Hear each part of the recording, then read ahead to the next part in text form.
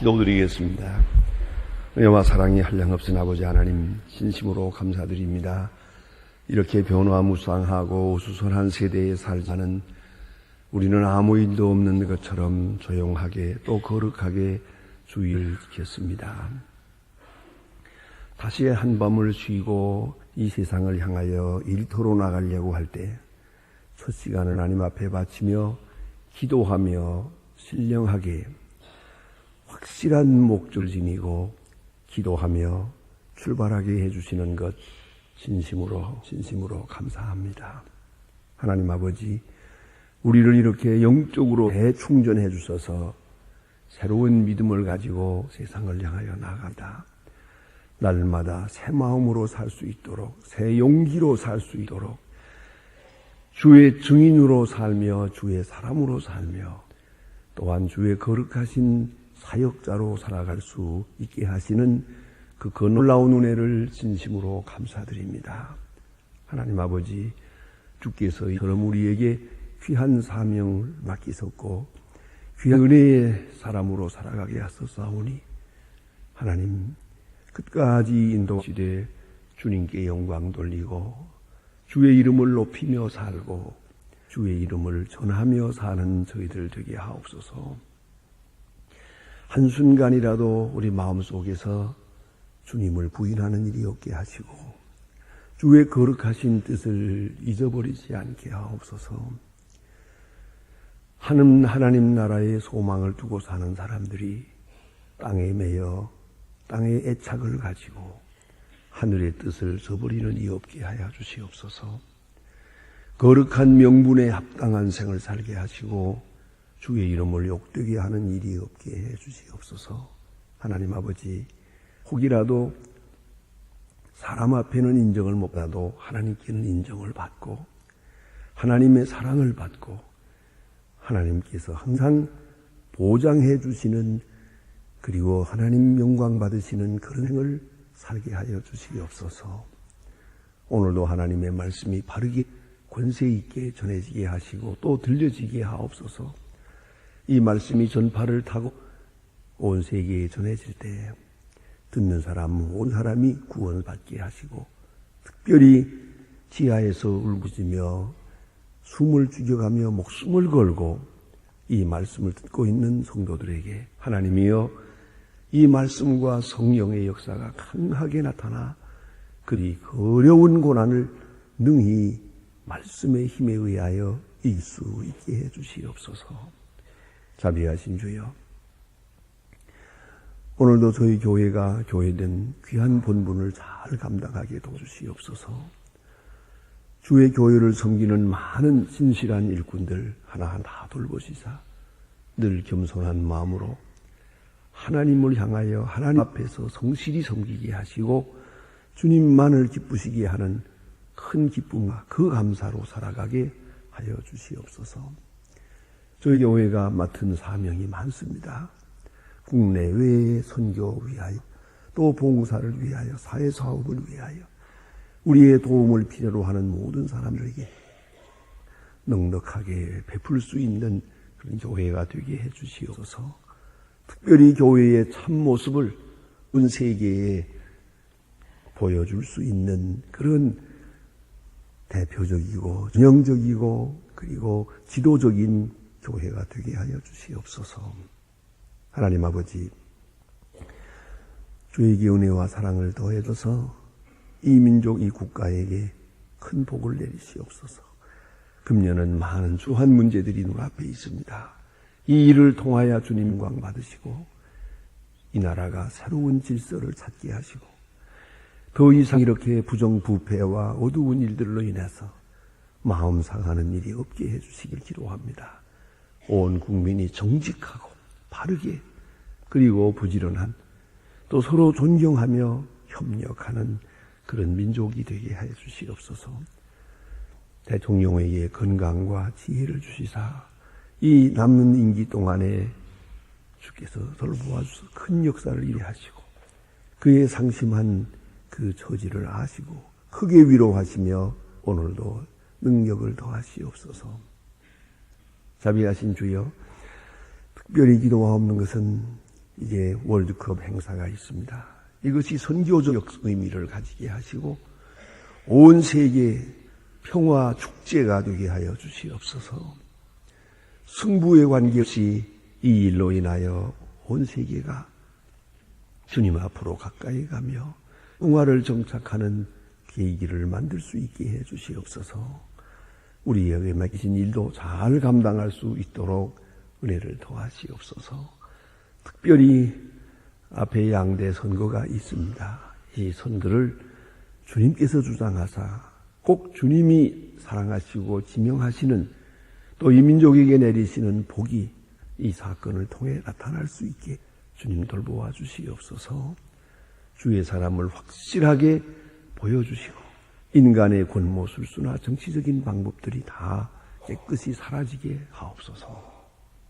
하나님 아버지, 저 북녘 땅에도 정을 도하사 가난과 억압에서 건져주시옵고 우리에게 맡기신 고아들을 그리스도의 사랑으로 잘 양육하게 하시고 또한 병원이나 대안을 세우는 일 아름답게 진행되게 하소서.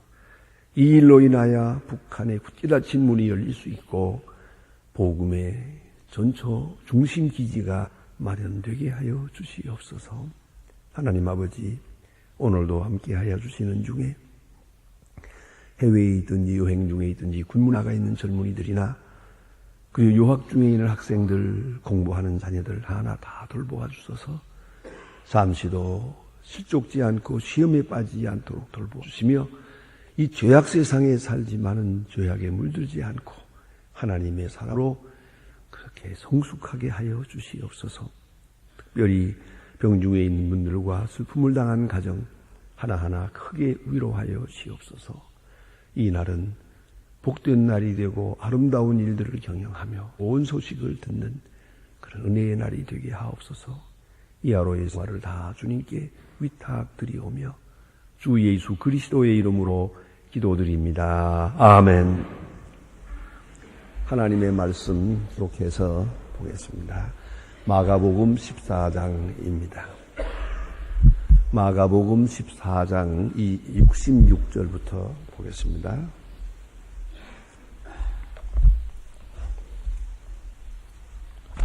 마가복음 14장 66절부터 오늘은 72절 끝절까지 보게 됩니다. 마가복음 14장 66절부터 끝절까지 보게 됩니다. 지금 다 같이 한 목소리로 읽겠습니다. 베드로는 아랫뜰에 있더니 대제사장의 비자가 하나가 와서 춤을 쏘고 너는 나사렛 예수와 함께 있었도다 하거늘 베드로가 부인하여 가로되 나는 네 말하는 것이 무엇인지 알지 못하노라 깨닫지도 못하노라 하며 앞뜰에 나갔지. 다시 이르되 이 사람이 그 사랑이라 하되 또 부인하여 가로되 조금 후에 곁에 섰는 사람들이 다시 베드로에게 말하 너는 갈릴리 사람이 참으로 그 당인이라. 베드로가 저주하며 맹세하여 전을 하지 못하라 하니 알기 울기 전에 두 번째 울더라. 이에 베드로가 예수께서 자기에게 하신 말씀 곧 닭이 두 번 울기 전에 네 세 번 나를 부인하리라 하심을 생각하고 울었더라. 아멘. 오늘 예수님의 제자 베드로가 예수님을 세 번 모른다고 한 그러한 소위 삼중 부인이라고 말합니다. 베드로의 삼중 부인, 예수를 부인한 그런 기사를 본문에서 보게 됩니다. 어찌 생각하면 지극히 인간적이기도 하고 또 측은한 그러한 사건이라고 생각하다. 어찌 예수님의 제자 베드로가 그렇게도 예수님을 사랑했고 주는 그리스도시요 살아계신 하나님의 아들이라고 고백했던 사람이요. 또 그러기에 예수님께서 내가 네게 천국 열쇠를 준다 그랬습니다. 그와 같은 영광된 이름도 얻었고 본래 시몬이라는 이름이지만은 베드로라는 이름을 예수님께서 지어주었습니다. 반석이랍니다. 그러나 그는 반석이 아니었습니다.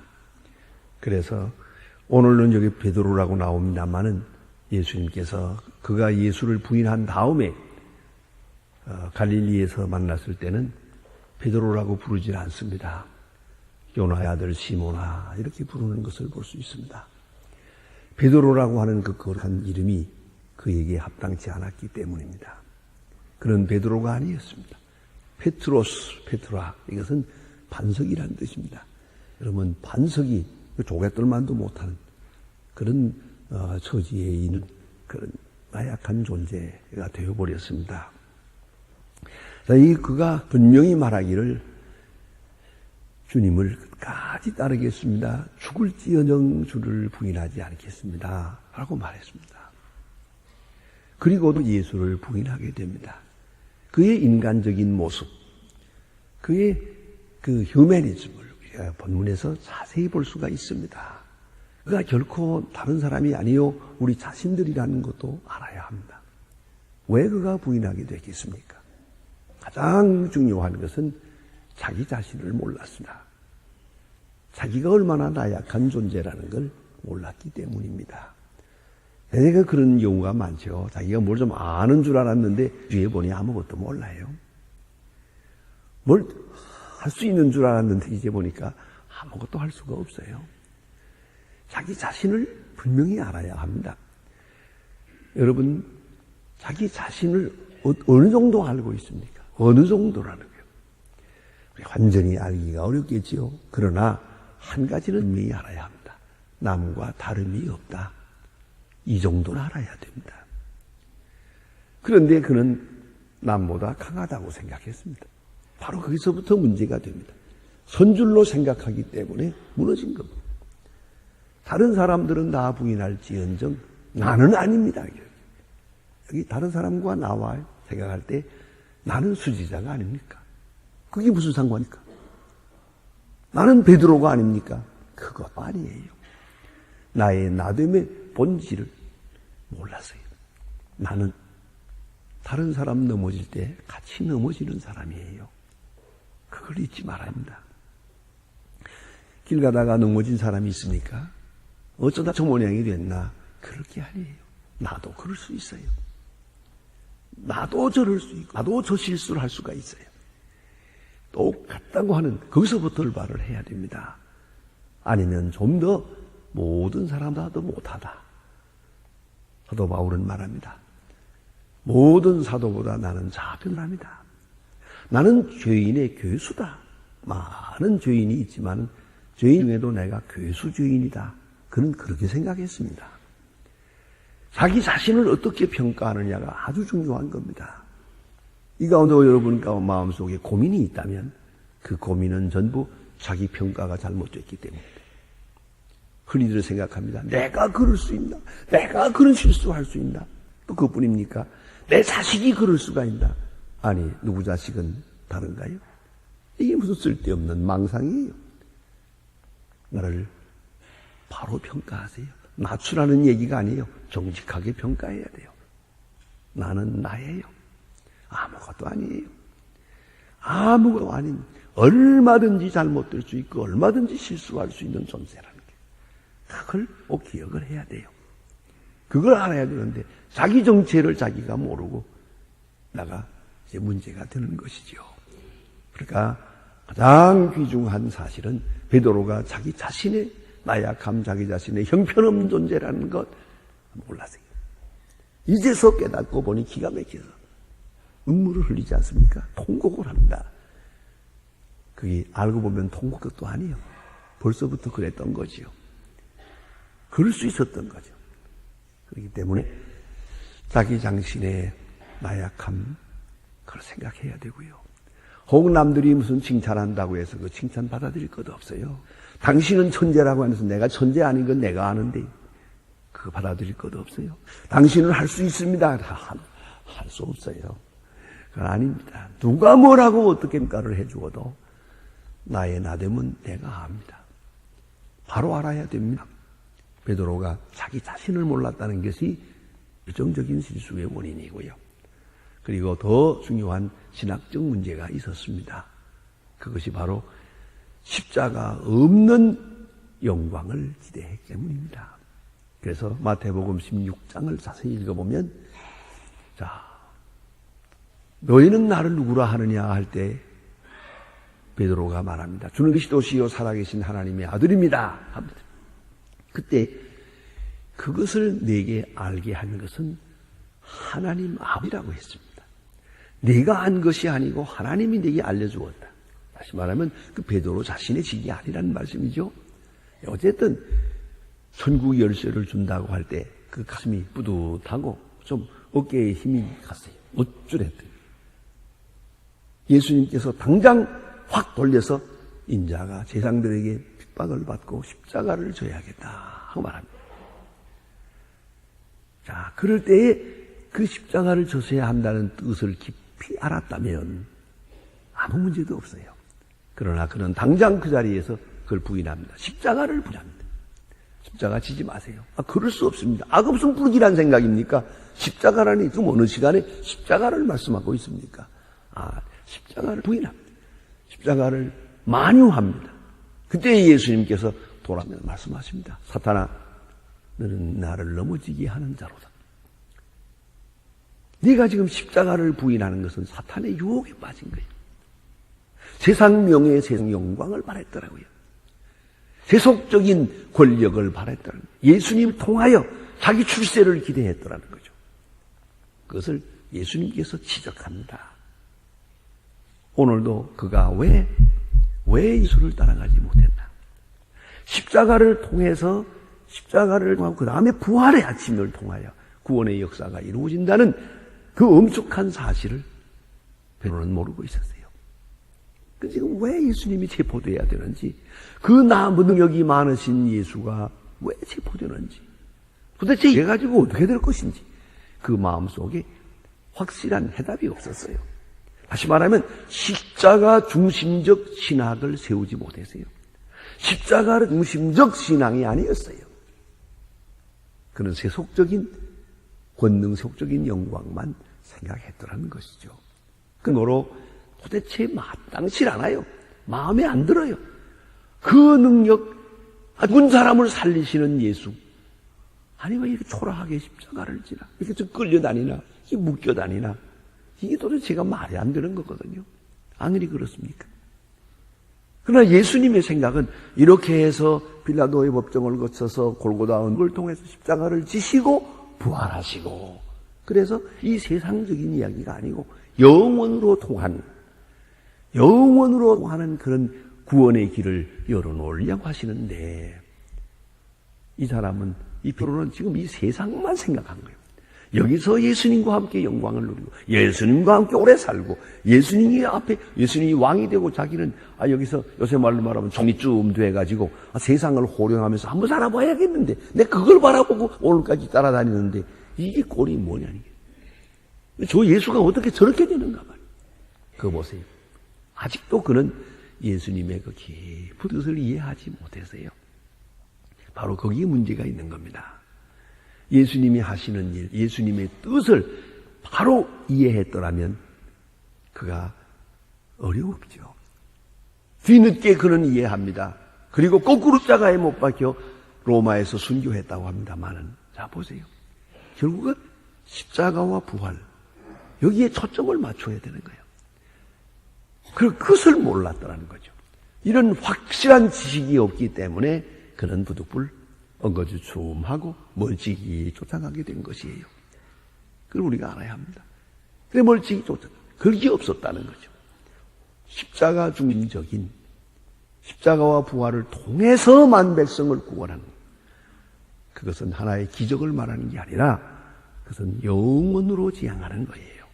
이 세상에서 영광, 부귀, 그걸 생각하지 않는 거죠.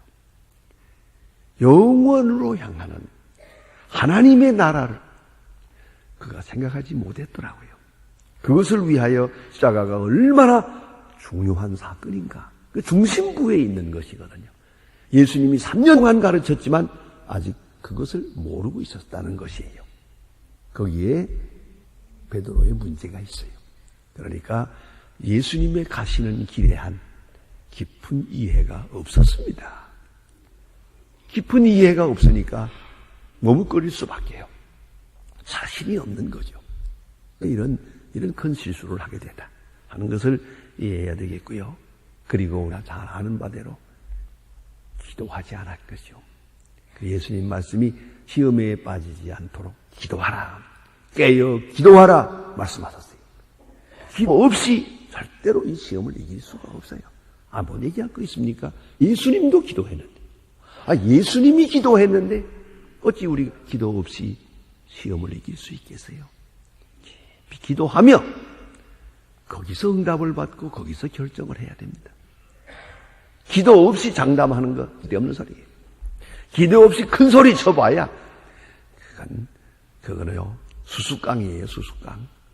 종이 호랑이 아무 소용 없는 거라. 오직 기도만이 신앙적 의지를 창출하는 것이에요. 기도 없이 절대로 십자가를 질 수 없죠. 예수를 따라갈 수 없죠. 그가 깨어 기도하지 못했다는데 결정적인 실수가 있었습니다. 그리고 오늘 본문에 보는 장면 너무나도 비참합니다. 이렇게 멀찍이 따라가는 사람에게 꼭 시험이 오게 돼 있어요. 자신 없는 일에는 꼭 문제가 생기게 돼 있어요. 어찌 생각해 보세요. 여기 이 비자가 나와서, 비자가 하인이나 그 하녀인데, 이 하녀가 제사장의 하녀가 알아보았거든요. 그러면 제사장의 하녀가 이 어두운 새벽에 베드로를 알아보고 얘기를, 이렇게 질문을 안 하면 어떻게 되겠습니까? 그럭저럭 그냥 불 쬐고 있다가 갈 수 있는데, 하필이면 이런 사건이 왜 또 이런 하녀가 나와가지고 이런 말을 해가지고 안 할 말 하게 만듭니까? 사건이 터지게 마련이에요. 꼭 사건이 부딪힙니다, 이거는요. 이런 사건이 있었어요. 그래서 하녀가 와서 얘기를 하는데, 오늘 본문의 이야기를 자세히 보면요, 제사장의 그 집에 안뜰에 있었어요. 처음에는 안뜰에서 불을 쬐다가 하녀가 나와서 당신은 이 예수와 같이 있던 사람입니다 하고 말할 때 주목하고 많이 보면서 말을 하니까 아니요 하고 부인하지 않습니까? 나 그런 소리 몰라요. 일단 부인하면서 그러면 또 밖으로 나옵니다. 거기에 안뜰에 있다가 좀 뒤로 물러섭니다. 또 나와가지고 아까 당신은 분명히 예수 당이요. 그러더니 그 여자가 또 한 번 말합니다. 그러니까 또다시 아니요 하고 또 물러섭니다. 바깥뜰에 갔더니 다 섰던 사람들이 보자 하니 당신 아무래도 그 사투리 쓰는 거 보니까 갈릴리 사람인데 그 예수 당이요. 계속 물러서면서 당하는 겁니다, 이게. 가까이 간 사람에게는 시험이 적다는 걸 잊지 마세요. 결단이 있는 자에게는 시험이 없습니다. 그런데 확실함이 없이 이럴까 저럴까 망설일 때는 꼭 시험이 옵니다. 거기에 사탄의 시험이 있는 거예요. 계속 물러섭니다. 물러서는데 계속 시험이 따라옵니다. 마지막에 오늘 본문에 보면 처음에는 아니라고 그러죠. 나는 그런 사람 모른다고 그러죠. 그 다음에는 맹세합니다. 그런 일 없다고 맹세합니다. 마지막에는 저주합니다. 저주는 뭐냐면 내 말이 거짓이라면 내가 저주받겠소, 그 소리예요. 내가 하는 말이 거짓이라면 어떤 벌이라도 받겠소. 저주까지 하게 됩니다. 이게 도대체 무슨 일입니까? 부인하고 맹세하고 저주하고 점점 더 큰 시험에 빠지게 됩니다. 그때 닭이 울었다는 겁니다. 예수님 미리 말씀하시기를 닭 2번 울기 전에, 옛날에 시계가 없어서 닭이 시계거든요. 그래서 심지어는 이 랍비들은 수탉을 한 마리씩 멀리 여행할 때는 가지고 다녔대요. 그게 시계니까, 그게. 시계치고는 좀 큰 시계, 이거 가지고 다니면서, 그리고서 떡 놓고 자면 이놈이 새벽에 꼭 깨우면 안 돼. 그때 일어나서 성경을 읽었답니다. 새벽에 성경을 읽는 그런 습관에 따라서. 닭을 시계로 가지고 다녀야 돼요. 그렇듯이 오늘 예수님께서 닭이 울기 전에 하는 말은 바로 그런 뜻이에요. 그래서 2번 울어. 닭 소리를 들을 때 예수님 말씀을 생각합니다. 닭 2번 울기 전에 네가 나를 3번 부인하리라. 이미 예고했어요. 그 말씀이 생각이 났어요.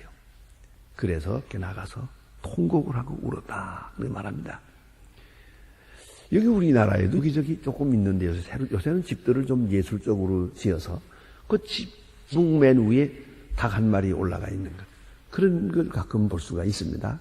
근데 우리나라에는 나지 않지만 독일이나 불란서나 이런 데 가게 되면 우리는 예배당 꼭대기에 주로 십자가를 세우는데 그 사람들은 닭을 한 마리 또 세워요. 닭, 커다란 닭 한 마리 또 올려놓기. 그게 무슨 뜻이냐고 저는 뭐 알든 모르든 물어보았습니다. 어떻게들 생각하고 있나. 그러니까 되게 뭐라고요. 하도 오래전에 해놔서 뭐 그런가 보다 그런다 그래요. 그게 그런 거야. 그게 무엇이겠습니까? 이것은 새벽을 깨우는 것이에요. 닭이 운다는 것은 어두움이 지나가고 아침이 밝아왔다는 그런 뜻이 깨우는 새벽을 경고하는 의미가 있고 두 번째 가장 큰 의미는 베드로입니다. 베드로가 지금 이렇게 정신없이 실수를 하고 있잖아요. 정신없이 시험에 빠져들고 있는데 닭이 울었어요. 깜짝 놀랐어요. 교회가 그런 사명이 있는 거예요. 정신없이 잠들지 않고 있잖아요. 정신없이 죄악과 더불어 살아가고 있는데 그걸 깨우는 역사가 바로 교회거든요. 그게 바로 말씀이 아니겠습니까? 어쨌든 이 닭소리를 듣고 베드로는 화닥닥 놀라서 나가서 정말로 통회를 했답니다. 그것만이 아니고 전설에 의하면은 베드로는 닭이 울 때마다 매일 아침 다시 그때를 생각하며 회개했다고 합니다. 닭소리를 들으며 그때마다 무릎을 꿇고 하나님 앞 기도하는 그 베드로를 생각해 보십시오. 오늘도 우리가 깊이 생각해야 합니다. 베드로가 나와 별다른 사람이 아니라는 걸 알아야 합니다. 나 자신을 모르고 자기 자신을 과신하고 나가는 누구도 이런 시험을 당할 수밖에 없어요. 형편은 한 번, 두 번 멀리 물러서기 시작하면 걷잡을 수 없이 됩니다. 가까이 따라가야 된다. 주님의 뜻을 바로 이해하고 주님과 뜻을 같이 해야 돼요. 주님과 뜻을 같이 할 때만이 시험을 이길 수가 있는 것이죠. 그리고 부지런히 열심히 애여 기도해야 됩니다. 그리고 기도하는 중에 여러분 마음속에 하나님이 말씀하시는 것을 들으세요. 그리고 기도 중에 얻는 용기로 이 세상을 이길 수가 있는 것이고 나 자신을 이길 수 있는 것입니다. 기도하십시다. 하늘에 계신 우리의 아버지시여 이름이 거룩히 여김을 받으시오며 나라의 마옵시며 뜻이 하늘에서 이룬 것 같이 땅에서도 이루어지이다. 오늘날 우리에게 일용할 양식을 주옵시고 우리가 우리에게 죄진 자를 사하여 준 것 같이 우리 죄를 사하여 주옵시고 우리를 시험에 들게 하지 마옵시며 만 악에서 구하옵소서. 너의 나라와 권세와 영광이 아버지의 영원히 있사옵나이다. 아멘.